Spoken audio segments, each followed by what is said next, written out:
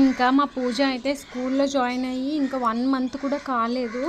కానీ ప్రతి 3 రోజులకు ఒకసారి ఫుల్ ఫీవర్ అయితే వచ్చేస్తుందనమాట. పాపము స్కూల్‌కి వెళ్ళేటప్పుడు చాలా చలాగ్గా అయితే వెళ్తది. వచ్చేసరికి అస్సలు ఇంకా ఓపిక లేనట్టు అయితే వస్తుందనమాట. సరే మామూలు ఫీవరే కదని సిరప్ వేసేసి ఒక రోజు రెస్ట్ తీసుకొని నెక్స్ట్ డే మళ్ళీ స్కూల్‌కి పంపించేసేవాళ్ళం. కానీ నిన్నైతే ఇంకొచ్చేసరికి ఫుల్ ఫీవర్ అనమాట. ఇంకా దీనికి నాకంటే భయం అనమాట. ఇంకా స్కూల్ నుండి వస్తూనే అమ్మో నాకు ఫుల్ ఫీవర్ వచ్చేసింది, నన్ను హాస్పిటల్‌కి తీసుకెళ్తావా అని అమాయకంగా అడిగి ఇంకా తన మాటలు వింటే పాపం దానికి ఎంత భయం వేసిందో అనుకున్నా. ఇంకా నేను ఈవినింగ్ అయితే హాస్పిటల్కి అయితే పట్టుకెళ్ళామన్నమాట. ఇంకా హాస్పిటల్కి తీసుకెళ్తే ఎప్పుడు దీనికి 5 years నుంచి కూడా ఒక డాక్టర్కి అయితే చూపిస్తాము. అతను కూడా ఎండి అనమాట. అక్కడికే పట్టుకెళ్ళాము.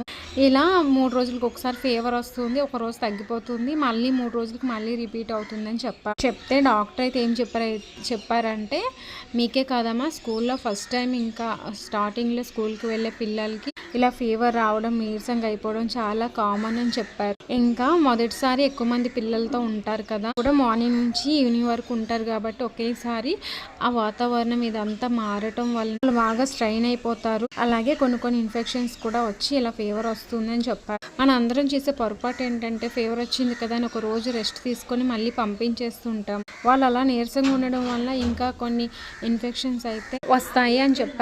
ఇప్పుడైతే 1 week వరకు అయితే మెడిసిన్ ఇచ్చారు. ఈ 1 week కూడా ఇంట్లోనే ఉంచండి, రెస్ట్ ఇవ్వండి అని అయితే చెప్పారనమాట. ఇంకా శానిటైజర్, అలాగే ఒకవేళ బయటికి వెళ్తే మాస్క్ కూడా వాడమని చెప్పారు. అయితే భయపడాల్సింది ఏమీ లేదు అని చెప్పారనమాట.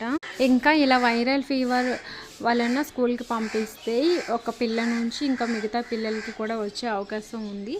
అందుకని కంప్లీట్గా తగ్గిపోయే వరకు స్కూల్కి పంపించక్కర్లేదని చెప్పారనమాట. పాపం చలాకీ గుండె మా పిల్ల, దాన్ని చూస్తే